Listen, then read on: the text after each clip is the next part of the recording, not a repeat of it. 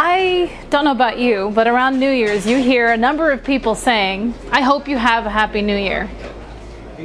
I absolutely don't believe in that. Absolutely not. And I'll tell you why. This is actually not my story. This story belongs to a man named Michael Hargrove, and I have his permission to tell it.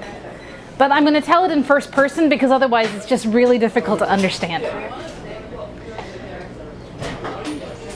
Sometime back, I was at the airport waiting for a friend of mine, and I noticed this family waiting. It was a mother with 2 children holding an infant.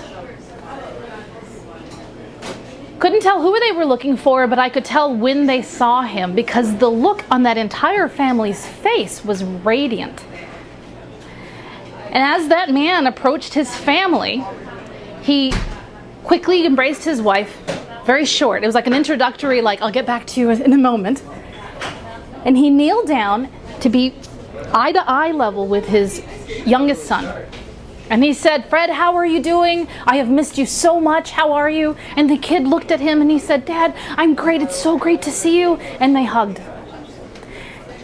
He stood up a little taller and talked to his daughter. And he said, Beth, how are you? I have missed you so much. How are things going? And she said, Daddy, it was great. The other day I got an A in school. It was wonderful. And they had this little conversation. He took his infant for a few moments. He held him. He asked his wife how the infant had done.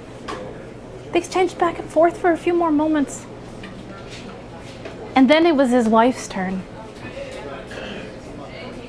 He just stood there in front. They just stood there looking at each other. It was this long, intense gaze. And then they embraced. And then they kissed. And then still holding that embrace, they just stood there and looked at each other for a long while.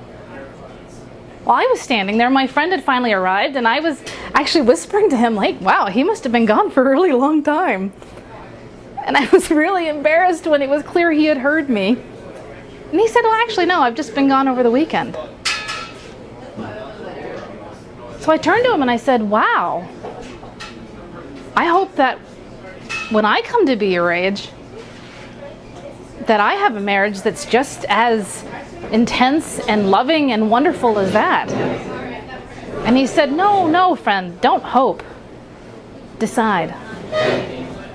So I hope that you decide to have a happy new year.